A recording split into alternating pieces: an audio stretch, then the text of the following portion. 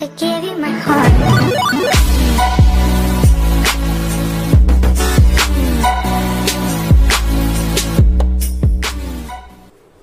Guys hello, सत श्री अकाल, नमस्ते, आदाब। कैसे हैं आप? मैं हूं हेमंत मेहता और आप देख रहे हैं मेरे साथ आपका अपना YouTube channel alpha beta talks. आज हम लेके आ गए लेक्चर, क्योंकि आज मंडे है और आज काम का दिन है। काम का दिन है तो पढ़ाई करते हैं तो हम ये वीडियो अपलोड कर रहे हैं बीएससी सेकंड सेमेस्टर के नंबर थ्योरी के चैप्टर नंबर 5, जिसका नाम है some important functions of number theory, जिसमें हम कुछ फंक्शंस पढ़ने वाले हैं। चलिए वीडियो शुरू करते हैं। जो हमारा आज का चैप्टर है, जो हम शुरू करने जा रहे हैं, वो चैप्टर है some important functions of number theory. कौन कौन से ऐसे फंक्शन हैं जो मोस्ट इम्पोर्टेंटली काम आते हैं? वैसे तो बहुत सारे फंक्शन है नंबर थ्योरी में जो हमारे काम आते हैं, लेकिन हम आज बात करेंगे मेन 3 फंक्शंस की। वैसे 4 है पर पढ़ेंगे इसको 3 के फेज में, तो मान के चलते हैं हमने 3 ऐसे फंक्शन पढ़ने हैं जो चैप्टर नंबर 5 में इंक्लूडेड है। वो कौन कौन से फंक्शन है एक बार व्यू करते हैं। उनमें से पहला फंक्शन आपका रहेगा ग्रेटेस्ट इंटीजर फंक्शन। दूसरा फंक्शन आपका रहेगा डिविजिबिलिटी फंक्शन या सिग्मा फंक्शन। ये डी वाला तो होता है डिवीजर फंक्शन, ये सिग्मा वाला होता है सिग्मा फंक्शन, राइट। ये दोनों अलग अलग हैं पर ये एक ही पोर्शन में पढ़े जाएंगे। डिविजिबिलिटी फंक्शन, डिवीजर फंक्शन और सिग्मा फंक्शन ये एक ही पोर्शन में पढ़े जाएंगे। एंड मोबियस फंक्शन, और कौन सा पढ़ेंगे? Mobius function. इससे पहले हमने 4th चैप्टर में आयलर फंक्शन पढ़ लिया था अच्छे से, राइट। वैसे वो भी नंबर थ्योरी का फंक्शन है, लेकिन एक अलग से चैप्टर बनाया गया जिसमें इन 3-4 फंक्शंस की बात करी गई है, some important functions of number theory. तो अगर बात की जाए तो हम इस चैप्टर में कितने फंक्शन पढ़ने वाले हैं? हम इस चैप्टर में 3 फंक्शन पढ़ने वाले हैं। कौन कौन से? Greatest integer function, and then sigma function, divisor function, and the last one is Mobius function. आज हम बात करेंगे ग्रेटेस्ट इंटीजर फंक्शन की, जिसको हम बोल रहे हैं जिफ, राइट। आज हम ग्रेटेस्ट इंटीजर फंक्शन के बारे में पढ़ने वाले हैं। ओके, तो what is greatest integer function? हम इसकी पहले क्या डेफिनेशन पढ़ते हैं, पहले उसकी तरफ देख लेते हैं। Greatest integer function, it is the function, ये एक ऐसा फंक्शन है विच गिव्स, जो देता है the greatest integer as a result, जो आपको सबसे बड़ा इंटीजर एज ए रिजल्ट देगा for any number which it has crossed. कोई भी नंबर के लिए, मान लो वो नंबर 2.4 है, तो वो नंबर ज्यादा से ज्यादा किसको क्रॉस करके आया है? नंबर लाइन पे। नंबर लाइन पे अगर मैं बात करूं 0, 1, 2 एंड 3, राइट, तो 2.4 है, तो सबसे बड़ा वो किसको क्रॉस करके आया है? 2 को। कौन से इंटीजर को क्रॉस करके आया है? 2 को। तो उसका आंसर क्या आएगा? 2। यानी कि अगर ग्रेटेस्ट इंटीजर 2.4 की बात करो तो इसका आंसर क्या आएगा? 2 आएगा। ओके, तो यानी कि अगर मैं यहाँ पे ग्रेटेस्ट इंटीजर 2.9 के लिए तब तो भी 2 आना था, क्योंकि वो 3 तक तो पहुंचा ही नहीं है ना। वो किसको क्रॉस करके आया है? तो क्रॉस तो वो 2 को ही करके आया। ओके, और अगर ग्रेटेस्ट इंटीजर किसी इंटीजर की ली जाती है, जैसे 3 का ली जाता, फिर तो 3 पे पहुंच चुका है, तो इसका आंसर क्या आएगा? इंटीजर ही आएगा, राइट। लेकिन अब एक मॉडिफाइड डेफिनेशन है जो चैप्टर नंबर 5 में हमने पढ़ दिया। वो मॉडिफाइड डेफिनेशन क्या है? देखिए, if x is any number, अगर x कोई भी नंबर है, real, non real, integer, any number, x is any number, basically हम बात कर रहे हैं रियल की, देन ग्रेटेस्ट इंटीजर x, ये जो फंक्शन होगा एक इंटीजर होगा। ये जो है ये क्या होगा? एक इंटीजर होगा, लेस देन और इक्वल्स टू x। जो जो नंबर था ना x नाम का, उससे या तो बड़ा नहीं हो सकता, ठीक है, या तो उसके क्या रहेगा? बराबर रहेगा, या उससे क्या रहेगा? लेस। देखो ग्रेटेस्ट इंटीजर, ये ग्रेटेस्ट इंटीजर है, यहाँ पे नंबर मैंने क्या लिया था? 2.4। नंबर तो क्या था? 2.4। इसका ग्रेटेस्ट इंटीजर क्या आया था? 2। तो जो इंटीजर उत्तर आ रहा है वो इस नंबर से तो छोटा है ना। और यहाँ पे जो ग्रेटेस्ट इंटीजर लिया, किसका लिया था? नंबर तो लिया था 3, और उसका उत्तर भी क्या है? 3। यहाँ पे जो उत्तर आ रहा है वो उसके बराबर है। तो मैं ये कह रहा हूं कि जी जो ग्रेटेस्ट इंटीजर फंक्शन है ना x, वो या तो लेस देन आएगा या इक्वल्स टू आएगा किसके? x के। यानी कि अगर मैं बात करूं ना, तो ग्रेटेस्ट इंटीजर फंक्शन जो x, ये एक इंटीग्रल उत्तर आना है, इसने एक इंटीजर उत्तर देना है। वो इंटीजर उत्तर जो आएगा वो नंबर से छोटा होगा। जैसे नंबर 2.5 है, 2.4 है, तो उसका ग्रेटेस्ट इंटीजर आंसर क्या आएगा? 2। तो 2 छोटा होता है 2.4 से। अगर 3 होता है तो 3 उस केस में ग्रेटेस्ट इंटीजर का उत्तर भी कितना आना था 3, तो उस केस में क्या भी हो सकता है बराबर। तो यानी ग्रेटेस्ट इंटीजर फंक्शन जो होता है ना वो खुद नंबर से हमेशा क्या होता है लेस होता है, जस्ट लेस होता है। तो क्या कहते हैं देखो greatest integer function x is an integer less than और इक्वल्स टू x, जो क्या आएगा ये वो इंटीजर है जो x के बिल्कुल पास है, या तो उससे कम हो सकता है या x के बराबर हो सकता है।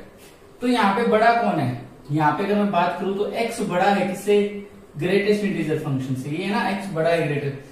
अगर मैं इसको बड़े को हटा दूं और इक्वल लगाऊं तो उस साइड मेरे को कुछ जोड़ना पड़ेगा, और मैंने क्या जोड़ दिया r।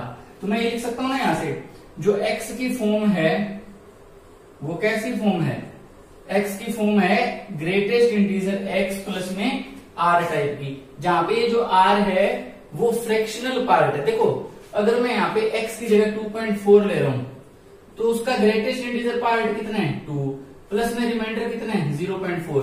क्या रिमाइंडर 1 बच सकता है, 1 बचते तो फिर ये 2 और 1 कितना इंटीजर बन जाएगा 3 बन जाएगा, जो कि आंसर ही नहीं हो सकता। तो ये जो r होता है ना r, इसे बोलते हैं फ्रैक्शन पार्ट, इस r को क्या बोलते हैं फ्रैक्शन पार्ट, फ्रैक्शनल पार्ट। और ये जो r होता है वो हमेशा किससे छोटा रहता है 1 से छोटा रहता है, यानी कि x जो होता है ग्रेटेस्ट इंटीजर x प्लस में r, और ये ग्रेटेस्ट इंटीजर जो है वो तो इंटीग्रल पार्ट होता है, जैसे 2.4 का इंटीग्रल पार्ट कौन है 2 प्लस में 0.4, यहाँ पे 1 से बड़ा तो हो नहीं सकता क्योंकि फिर ये नंबर टोटली इस नंबर से बड़ा हो जाएगा। इसीलिए ये जो r है ये फ्रैक्शनल पार्ट होता है और इसकी वैल्यू जो रहती है वो किससे छोटी रहती है 1 से छोटी रहती है। ठीक है, इतनी बात समझ आ गई। तो ये ग्रेटेस्ट इंटीजर फंक्शन की क्या थी कहानी थी, ये हमने डेफिनेशन इसकी मॉडिफाइड डेफिनेशन भी पढ़ ली। अब इसकी कुछ थ्योरम पढ़ते हैं।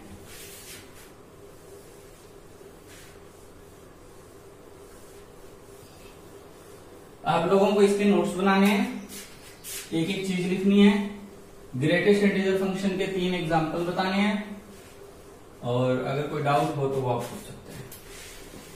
ओके, अब देखते हैं सम रिजल्ट्स।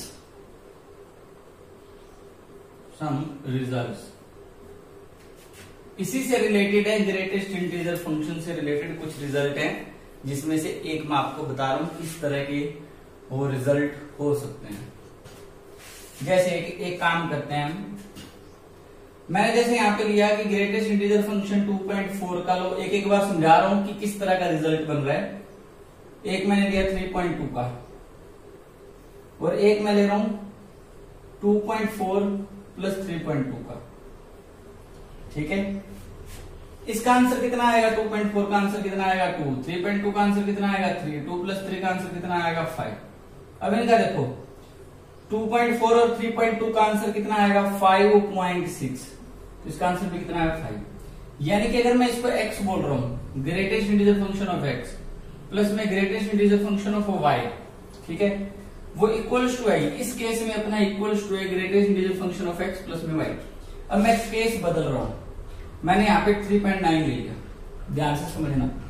तो 2.4 का रिजल्ट अभी भी क्या आएगा 2, 3.9 का रिजल्ट अभी भी क्या आएगा 3। लेकिन जब अब जोड़ रहे हैं ना, जब जोड़ रहे हैं तो 4 और 9, ये देखो 2.4 और 3.9, तो ये 1.36.3 हो गया ये। और इस केस में इसका आंसर कितना आ गया 6, यानी कि ये वाला पार्ट ना बड़ा भी हो सकता है, यानी कि ये चीज है। तो पहला रिजल्ट तो ये है इसका कि जो greatest integer of x plus में ग्रेटेस्ट इंटीजर ऑफ y है वो लेस देन इक्वल टू रहेगा किसके, greatest integer x plus y के। ये फर्स्ट रिजल्ट है जो मैंने एग्जांपल से आपको समझा दिया, ऐसा हो सकता है। फर्क कहां पड़ा है, ये फर्क देखने वाली बात है। पहले जो मैंने पहला केस जो लिया था जिसमें बराबर थे, जो दोनों रिमाइंडर पार्ट थे ना, जो फ्रैक्शन पार्ट, ये दोनों मिलके 1 से छोटे थे, यहाँ पे 4 था वहां पे 2 था, तो 0.6 ही बना था। तो रिमाइंडर पार्ट दोनों जरूरी तो नहीं है ना मिलके 1 से छोटे ही रहेंगे, अगर 1 से छोटे रहेंगे तो उस केस में इक्वल रहेगा। बाई चांस 1 से बड़े भी तो हो सकते हैं, जैसे एक में मैंने रिमाइंडर यानी फ्रैक्शन पार्ट कितना ले लिया 4, एक में मैंने फ्रैक्शन पार्ट कितना ले लिया 9, तो इस केस में बड़े भी हो गए। अगर बड़े हो गए तो फिर आप समझ सकते हो ना, इसके अंदर जो रिजल्ट बनेगा वो बड़ा बनेगा। तो यानी कि जो हमारा पहला रिजल्ट है वो हमने ये क्लेम करना है। तो पहला रिजल्ट ये है, claim that greatest integer x plus में greatest integer y is less than equals to greatest integer x plus में y। ये ऐसा होता है, मैंने आपको एग्जांपल से बता दिया, अब इसको प्रूफ करना है, क्लेम करना है, राइट। अब हम दो इंटीजर लेते हैं, दो रियल नंबर लेते हैं। Let x and y be two real numbers. ध्यान से समझना, अगर x और y दो रियल नंबर हैं तो x को लिख सकता हूं ना ग्रेटेस्ट इंटीजर x प्लस में r1, जहां पे जो r1 है वो 0 से बड़ा और 1 से छोटा, और y को क्या लिख सकता हूं ग्रेटेस्ट इंटीजर y प्लस में r2। ये जो r2 है ये फिर 0 से एंड किससे छोटा 1 से। समझ गए ना, ये रियल नंबर है, रियल नंबर है तो वो कैसे लिखा जा सकता है, उसका इंटीजर पार्ट प्लस में फ्रैक्शन पार्ट। जैसे 2.4 है तो 2 प्लस में 0.4, तो 0.41 से छोटा। यहां पे मान लो 3.9 है तो 3 प्लस में 0.9, 0.9 भी 1 से छोटा, राइट। समझ आ गई। वेयर ओके, अब हमने क्या करना है, दोनों को ऐड करना है, तो we are adding on both side, x plus में y इक्वल्स टू आ गया greatest integer x plus greatest integer y plus में r1 प्लस r2। इन दोनों को इकट्ठा पड़ेगा। दोबारा से ग्रेटेस्ट इंटीजर ले रहा हूं, इधर भी ग्रेटेस्ट इंटीजर, इधर भी ग्रेटेस्ट इंटीजर, इधर भी ग्रेटेस्ट इंटीजर, और इन दोनों पे मैंने इकट्ठा लगा लिया। ठीक है, तो greatest integer x plus y is equal to greatest integer, इसका उत्तर क्या आएगा, देखो ग्रेटेस्ट इंटीजर x का उत्तर क्या आ गया इंटीजर, और उस पर फिर से अगर ग्रेटेस्ट लगाऊंगा तो कोई रिजल्ट पे फर्क पड़ेगा नहीं, यानी कि एक बार ही बहुत है, दो बार लगाने की जरूरत नहीं। ये भी एक बार ही बहुत है, दो बार लगाने की जरूरत नहीं। अब इस पे आते हैं, यहाँ पे दो केस बन रहे हैं। देखो पहला केस क्या बनता है, अगर पहले केस की बात करूं मैं, ध्यान से समझना, R1 और R2 दोनों मिलके 1 से छोटे हो तो case first, if R1 plus R2 both are less than 1, अगर दोनों लेस देन 1 है, मान लो दोनों का जोड़ 0.8 आया, तो उस केस में अगर इन दोनों का ग्रेटेस्ट इंटीजर करूंगा तो आंसर कितना आएगा 0, तो प्लस में क्या आएगा 0, यानी कि उस केस में greatest integer x plus y क्या रहेगा, बराबर रहेगा किसके, ग्रेटेस्ट इंटीजर x प्लस में ग्रेटेस्ट इंटीजर y। ठीक है, अब अगर एक और केस, ये तो इक्वलिटी वाला हो गया। अब लेते हैं अगर R1 प्लस R2 ये 1 से बड़े हो जाए, हो सकते हैं ना, इसका मान लो 0.6 है, इसका मान लो 0.7 है, तो 1 से बड़े हो सकते हैं। अगर 1 से बड़े होंगे तो मान लिया 1.8 हो गए। अगर उस केस में इनका ग्रेटेस्ट इंटीजर यानी 1.8 का ग्रेटेस्ट इंटीजर, तो उसका आंसर क्या आएगा 1, उस केस में आंसर कितना आएगा 1 आएगा, राइट। तो मैं यहाँ पे इसको इधर लिख रहा हूं, तो ये हो जाएगा greatest integer x plus y is equal to greatest integer x plus greatest integer y plus में 1। ये 1 कब आएगा प्लस में, अगर R1 और R2 किससे मिलके बड़े हो जाते हैं, दोनों मिलके 1 से बड़े हो जाते हैं। तो ये चीज ध्यान से समझना, ये चीज यानी ग्रेटेस्ट इंटीजर x प्लस में y का ग्रेटेस्ट इंटीजर जो है वो इन दोनों के ग्रेटेस्ट इंटीजर में 1 जोड़ते हैं तो बराबर है। तो यहां से मैं ये लिख सकता हूं ना, अगर मैं ये 1 ना जोड़ूं, ये वाला 1, तो इधर वाली चीज तो छोटी हो जाएगी, क्योंकि ये दोनों का जोड़ इसके बराबर कब आता है, जब इस साइड में हमने क्या जोड़ा 1। अगर 1 नहीं जोड़ेंगे तो ये वाली साइड तो छोटी रहेगी, ये को क्या हो जाएगी बड़ी, तो ये कौन सी होगी सेकंड, और एक ये रही मेरी, एक में तो इक्वालिटी है, एक में ग्रेटर है, तो from 1 and 2 we can write greatest integer x plus y is greater than, या तो ग्रेटर रहेगा या इक्वल हो सकता है ग्रेटेस्ट ऑफ x प्लस में ग्रेटेस्ट ऑफ y से। ये आप लोगों का रिजल्ट आ गया, ठीक है। तो ऐसे बहुत सारे रिजल्ट हैं, मैंने एक आपको करा दिया, वो सारे रिजल्ट आप कोशिश करेंगे, इजी से रिजल्ट हैं, तो ज्यादा घबराने की तो जरूरत है नहीं, हो जाएंगे, जो नहीं होंगे वो वापस कर देंगे। अब इसमें है न्यूमेरिकल्स, इस एक्सरसाइज में न्यूमेरिकल्स कैसे करेंगे ये सोचने वाली बात है। ये न्यूमेरिकल्स आएंगे कैसे, क्या सिर्फ ग्रेटेस्ट इंटीजर x निकालने को बोलेगा, अभी ग्रेटेस्ट इंटीजर निकालो 2.3 का, ऐसे क्वेश्चन आएंगे नहीं। इसमें क्वेश्चन आएंगे to find highest power, to find highest power of prime in factorial. हमने हाईएस्ट पावर फाइंड करनी होगी किसकी, प्राइम की, किसके अंदर, फैक्टोरियल के अंदर। जैसे मैंने बोल दिया find highest power of 3 in 100 factorial, कि 100 फैक्टोरियल में ज्यादा से ज्यादा 3 की कितनी पावर यूज हुई है। 100 फैक्टोरियल में हाईएस्ट पावर कितनी यूज हुई है, राइट। तो हम करेंगे कैसे इस क्वेश्चन को, देखो आप इसको मानो p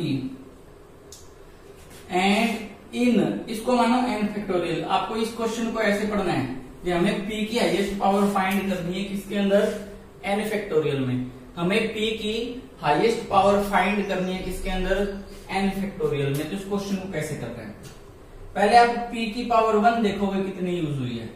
p की पावर 1 देखने के लिए आप करोगे n बाय p करके उसका ग्रेटेस्ट इंटीजर फंक्शन। फिर आप देखोगे p स्क्वायर कितने यूज हुए हैं। ये पता करने के लिए कि p स्क्वायर कितने यूज हुए हैं, आप n को डिवाइड करोगे p स्क्वायर से और उसका ग्रेटेस्ट इंटीजर फंक्शन, और p क्यूब करोगे। और p क्यूब का मतलब है p की 3 पावर कितनी यूज हुई है n में, यानी n फैक्टोरियल में। n को डिवाइड करोगे p क्यूब से। अब मान लेंगे ऐसे ही ये चेक करेंगे कि p की पावर r कितनी यूज हुई, जैसे p की पावर r, तो उसका मेथड रहेगा n को डिवाइड करो p की पावर r से और ग्रेटेस्ट इंटीजर फंक्शन। ओके, जैसे मैंने यहाँ पे बोला हाईएस्ट पावर 3 की कितनी यूज हुई 100 फैक्टोरियल में, तो पहले मैं देखता हूं 3 की पावर 1 कितनी यूज हुई।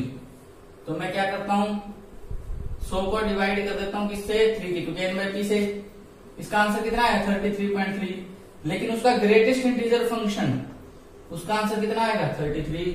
फिर मैं चेक करता हूँ 3 स्क्वायर कितने यूज हुए हैं। 3 स्क्वायर तो 100 को डिवाइड कर दो किससे, 3 स्क्वायर से, यानी 9 से करोगे तो 99, यानी 11 पॉइंट समथिंग, ठीक है। तो उसका आंसर कितना आएगा 11, यानी 3 स्क्वायर कितने यूज होते हैं 100 फैक्टोरियल में, वो होते हैं 11। फिर आप चेक करोगे 3 क्यूब कितने यूज हुए। 3 क्यूब के लिए आप क्या करोगे, नीचे 3 क्यूब से यानी कि 27 से, ठीक है, 27 81, हाँ जी, तो 3 पॉइंट समथिंग 27 चौकी कितना होता है 4 7 28 108, ये होता है 3 पॉइंट समथिंग आएगा, तो आंसर आएगा 3। फिर आप चेक करोगे 3 की पावर 4 कितने यूज हुए, तो आप 100 को डिवाइड करोगे 3 की पावर 4 से, यानी कि 81 से, यानी ये 1 पॉइंट समथिंग आएगा, और 1 पॉइंट समथिंग का कितना आ जाएगा 1। ओके, फिर आप चेक करोगे 3 की पावर 5 कितनी यूज हुई, तो आप 100 को डिवाइड करोगे 3 की पावर 5 से, जिसका आंसर 0 पॉइंट समथिंग आएगा, और 0 पॉइंट समथिंग का आंसर क्या आएगा 0, राइट। फिर आप देखोगे टोटल पावर देखनी है ना हाईएस्ट, क्योंकि टोटल कितनी यूज हुई है, देखो 3 की पावर 1 कितनी यूज हुई 33, तो यहाँ यूज हो गए 3, यहाँ पे कितने यूज हो गए 11, यहाँ पे यूज कितने हो गए 3, यहाँ पे कितने यूज हो गए 1। तो आप इन सभी को जोड़ो, 33 11 44 44 और 3 47 और 1 48, तो आप कहोगे कि 100 फैक्टोरियल में 3 की कितनी पावर यूज होती है 48 पावर्स यूज होती है। यानी कि आप पहले ये चेक करोगे 100 में 3 कितने हैं, यानी 3 की पावर 1 कितने हैं, उसके लिए n बाय 3। फिर आप चेक करोगे 100 में 3 स्क्वायर कितने हैं, यानी 100 बाय 3 का स्क्वायर यानी 9। इससे पता लग गया कि 3 स्क्वायर कितने आते हैं 100 फैक्टोरियल में 11 आते हैं। 3 क्यूब कितने आते हैं 100 फैक्टोरियल में 3 आते हैं। 3 की पावर 4 कितने आते हैं 100 फैक्टोरियल में 1 आते हैं। तो ये है तो सभी 3 की पावर, तो इन सभी को ऐड कर दो, पता लग जाएगा कि ज्यादा से ज्यादा 3 कितनी बार है। ओके, ऐसे ही हम चेक कर सकते हैं। अब एक और क्वेश्चन है इस तरह का ही, उसमें मैं आपको बताता हूं कैसे करना है। ये पूछा गया है, तो स्टेटमेंट चेक कर लेते हैं।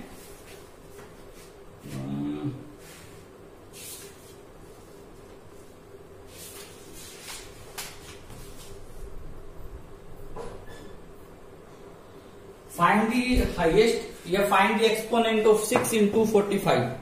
आप ये बताएं एक्सपोनेंट यानी पावर कितनी यूज हो रही है, एक्सपोनेंट ऑफ 6 in 245, 245 में 6 कितने यूज हो रहे हैं। तो 6 प्राइम नहीं है, हमें हाईएस्ट पावर फाइंड करनी आती है प्राइम की, ध्यान रखना।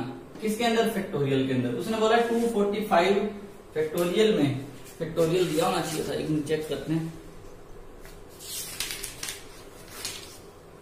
Yes 245 factorial. अब 245 फैक्टोरियल में 6 की पावर कितनी यूज हो रही है हम नहीं बता पाएंगे। क्यों, क्योंकि हमें प्राइम की पावर बताना आता है।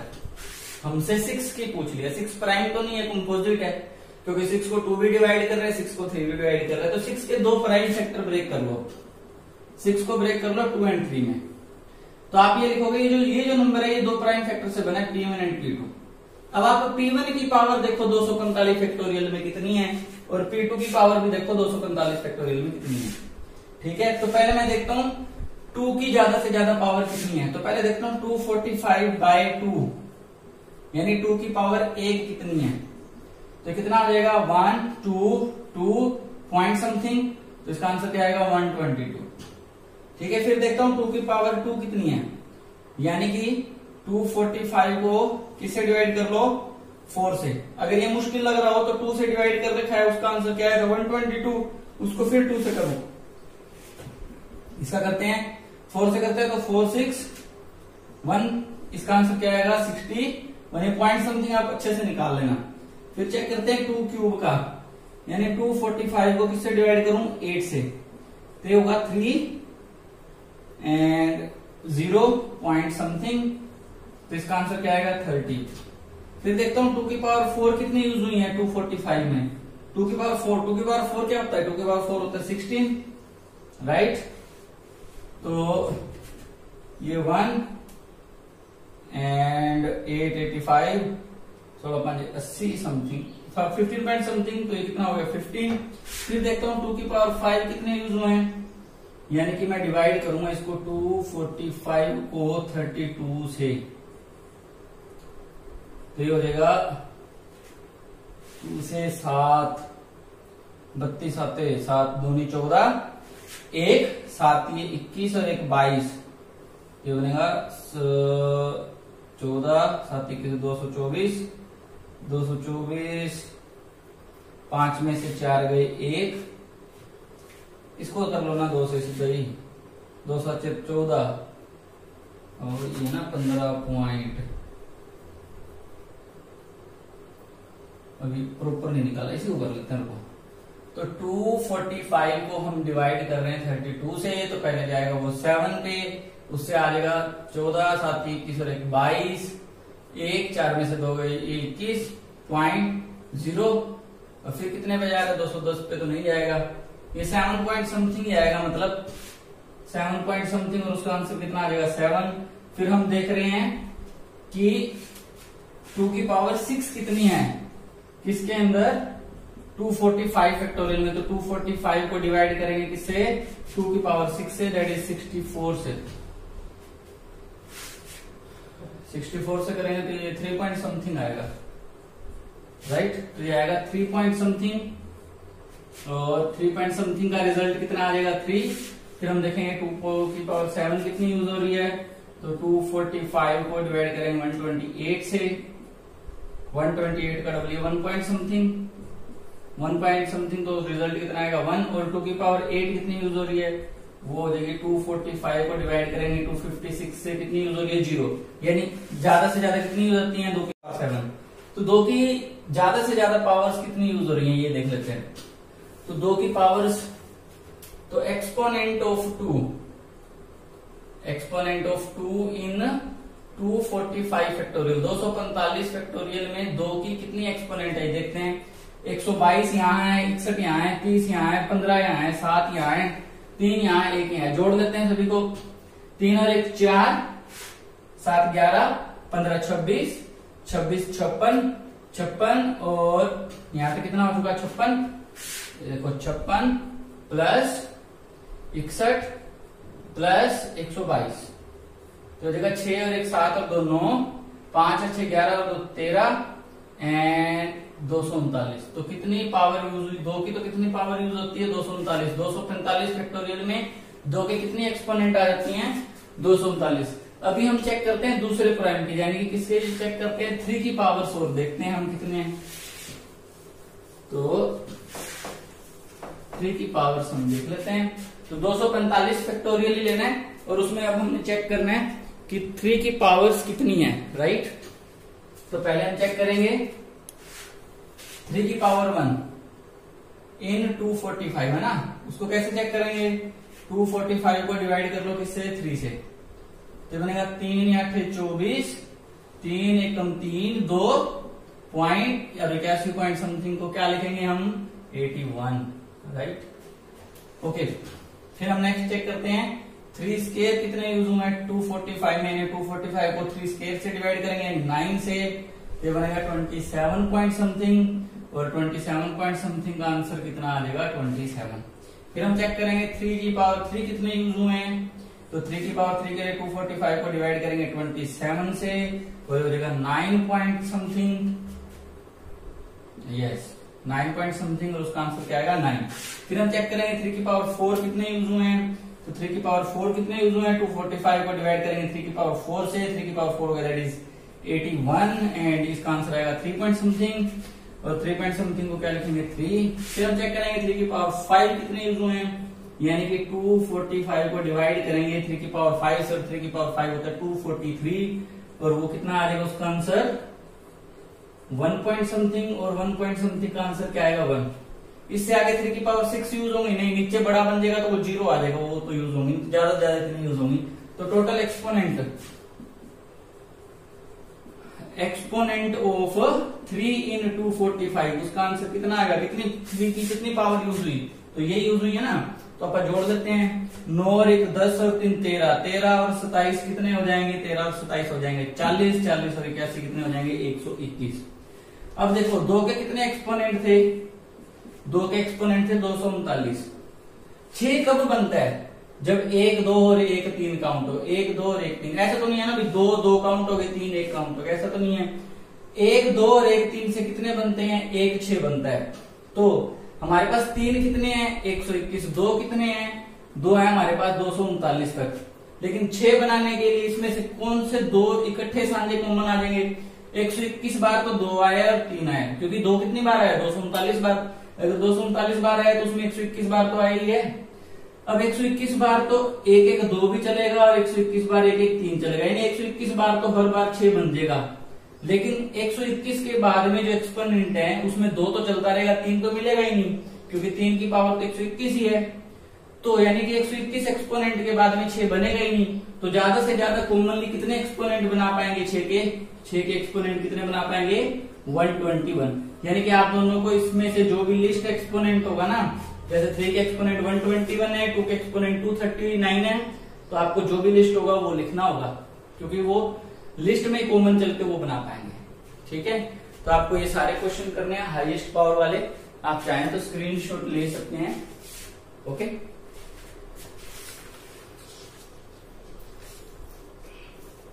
सो आई होप आपको ये सारा टॉपिक समझ आ गया होगा। अगर आ गया तो आपको नोट्स बनाने हैं, पूरी वीडियो के डिटेल्ड नोट्स बनाने हैं, जो एग्जांपल मैंने कराए हैं वो भी करने हैं, और इसकी जो प्रॉब्लम्स होगी वो हम देख लेंगे।